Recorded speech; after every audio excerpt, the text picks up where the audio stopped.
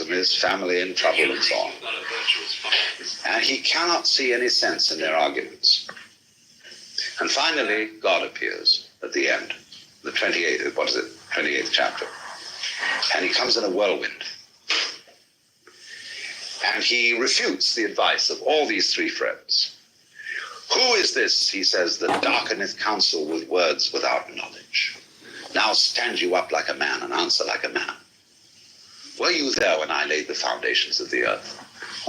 When the morning stars sang together and all the sons of God shouted for joy?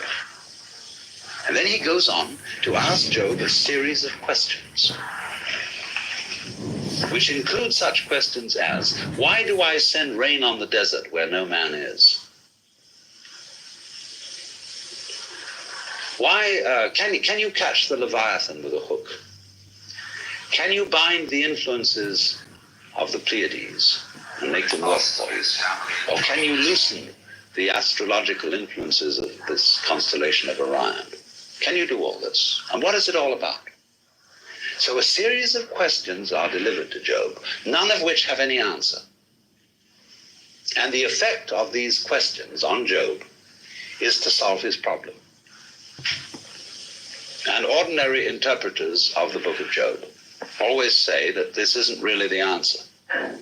They say the book of Job raises the question and doesn't answer the question. It does answer the question.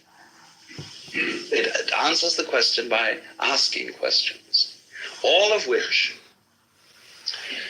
seem to reflect that in some curious way the universe doesn't make sense. Why do you send rain on the desert where no man is? Now, what about that? See, our trouble is that where we really get into difficulty in life is that we expect everything to make sense. And then we get disappointed. We expect, for example, that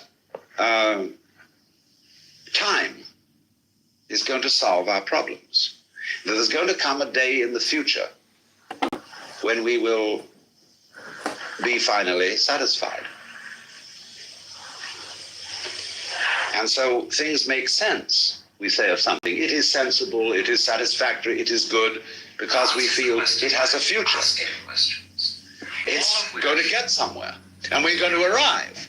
Our whole education is programmed with the idea that there is a good time coming when we are going to arrive. We're going to be there. When you're a child, you see, you're not here yet. You're treated as a merely probationary human being.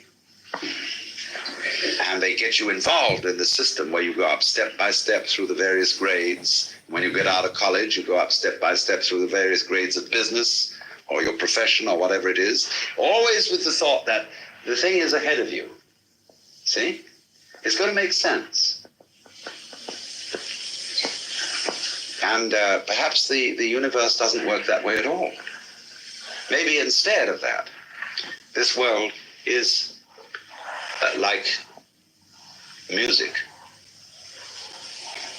where the goal of music is certainly not in the future. You don't play a symphony in order to reach the end of the symphony, because then the best orchestra would be the one that played the fastest. You don't dance in order to arrive at a particular place on the floor.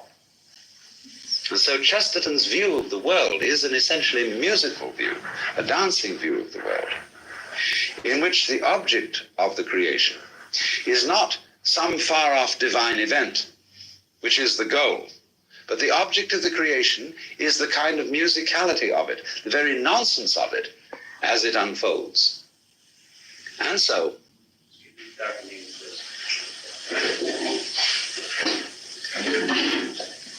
that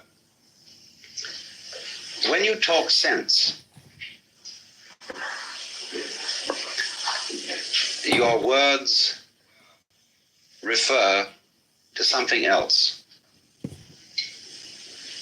In other words, if I talk about tables and chairs, these sounds that I'm making, tables, chairs, refer to something in the physical world. The sound table is not the table. but it